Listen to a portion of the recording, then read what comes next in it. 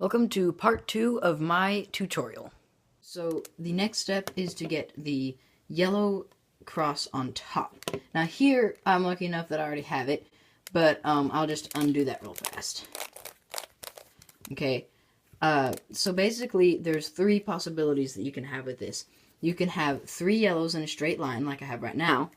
You can have 2 yellows like a clock, or you can have no yellows at all. You use one algorithm for the 3 across and one algorithm for the 9 o'clock. Hold the 3 in a row horizontally, not like this, but like this, and do this pattern. F, R, U, R prime, U prime, F prime. And that gets you the cross on top. It'll do it first try every time as long as you're using the right pattern for the 3 across. One more time, that is, this will mess it up, but one more time, that is F, R, U, R prime, U prime, F prime. And see, now we messed it up. And now we have the other possibility, and that's the 9 o'clock. So you're going to hold it, like I just said, it's 9 o'clock, that's how you remember it. You always hold it like this, okay? And you're going to do a very similar pattern to the one we just did, but it's a slight variation. So it's like this. F, U, R, U prime, R prime, F prime. So it's kind of the other one with just a couple of the moves switched up.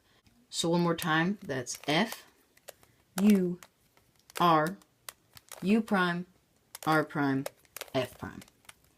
And we've gone back to our original one. So this time we're going to use F, R, U, R prime, U prime, F prime. And that will come to you in time. And of course remember that if you have none of the 4, then you just do either of those and you'll end up with one of the patterns, okay? So that's that step. The next step is to get 4 yellows on these 4 corners. Now, I didn't mention last time that it does not matter what these are.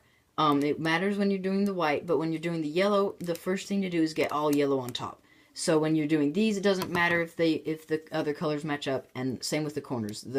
If it's the correct corner or not, it does not matter. Yellow is yellow. So, well, this time we only have one algorithm you need to know, and it's super easy, but there's a few different possibilities. So this is the algorithm, and it's super easy. It's R, U, R prime, U, R, U, U, R prime. So this pattern, there's 3 ways that you can use it. If you start out with 0 corners, right, you're going to find a yellow and position it where it's facing left, like this, okay? Left corner facing left, if there's none. And then you'll do that pattern, and you'll end up with 1. If you have 1, you position it, once again, bottom left, on top. You position it in the bottom left, R, U, R prime, U, R, U, U, R prime. And that just fixed it. This happens a little bit less often, but if you have 2 or more corners on the top, and of course not 4, then rather than finding a yellow and positioning it to the left, you still keep it in the left corner, but this time it faces you. So, and it will always be like that. Like, if there are 2 corners in any positions, then there will always be a yellow facing you on the left side. And so then we just do our pattern. Up, R, U, R prime, U, R, U, U, R prime. And what that did is it gave us the 1. So now we can continue. Put it in the bottom left corner. R, U, R prime, U, R, U, U, R prime. And do it again. R, U, R prime, U, R, U, U, R prime. And we have the full top side. Alright, second to last step. This is probably the hardest algorithm to learn, in my opinion, of the 3x3. So you're gonna, like the others, you want to write all these down, unless you just somehow memorize them instantly. But this one especially you want to really study. So what you're gonna do is you're gonna find 2 of the corner pieces. What we're doing is we're putting the corner pieces in their right positions, right? So you're gonna find 2 of them that are correct. So like these 2. Those 2 aren't, those 2 aren't, those 2 aren't. But these 2 are. So you're going to find those and you're going to put them where they belong. So see, these corners are actually where they're supposed to go. And then you're going to hold the incorrect ones towards you like this, okay? R prime, F, R prime. And here's a new one, B, B. R, F prime, R prime, B, B, R, R, and then U prime. In this case, it's solved. Normally, you won't actually have it solved at this point because these inner pieces aren't done. But we need to do this again anyway, because I'm sure you didn't get it from that one time. The B means back, okay, and the back face is turning clockwise. So when I say B, that means this back face back here. So let's do it again. R prime, F, R prime, B, B, R, F prime, R prime, B, B, R, R, U prime. And see, what we've done is we've undone what we just did. But we still have two pieces that are correct.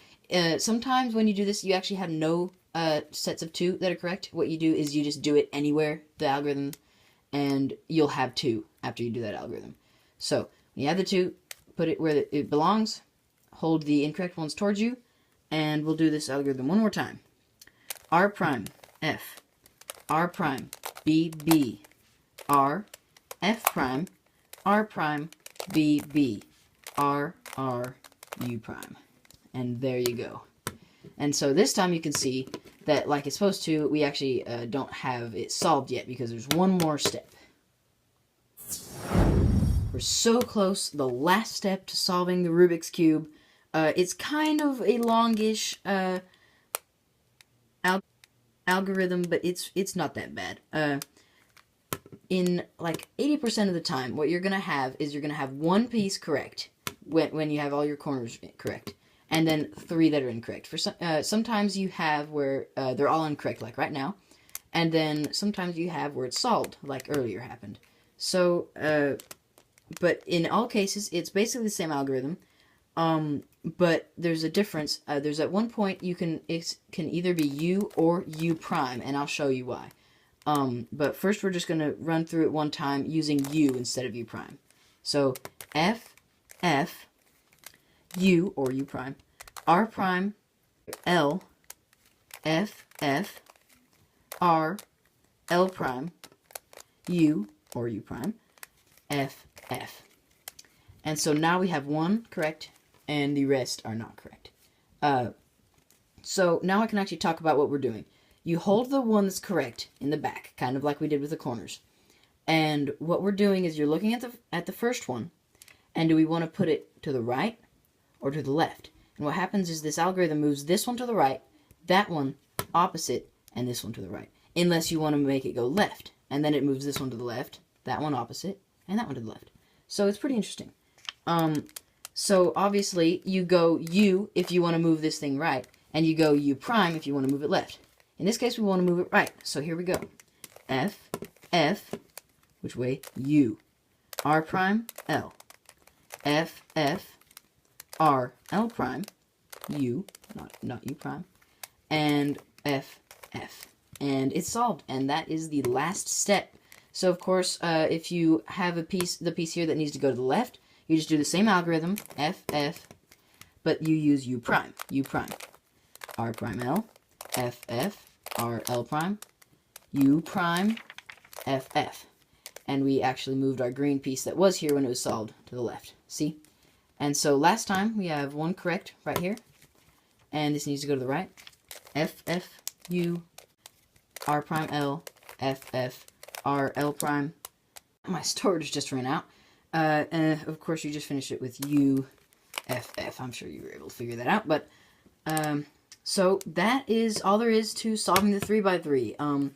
It will probably take you a while to get this, but that's to be expected. It took me a long time to do the 3x3, and once you get that finished, if you can push through and learn everything about this cube, then every other cube is going to be so much easier for you. Like, I am not joking. It gets so much easier after you learn the 3x3. Thank you for watching my video, guys. I hope you enjoyed it, and just know that there's lots more to come. just to show you, this is a bunch of Rubik's Cubes I have. This is a 12-sided, this is a 5x5, 2x2, I mean, this is the mirror, here's the Fisher. I mean, it's going to be a lot of fun showing you guys how to do all of these cubes. And there'll also be pattern videos like this one, and actually probably a lot cooler ones too if I can learn them.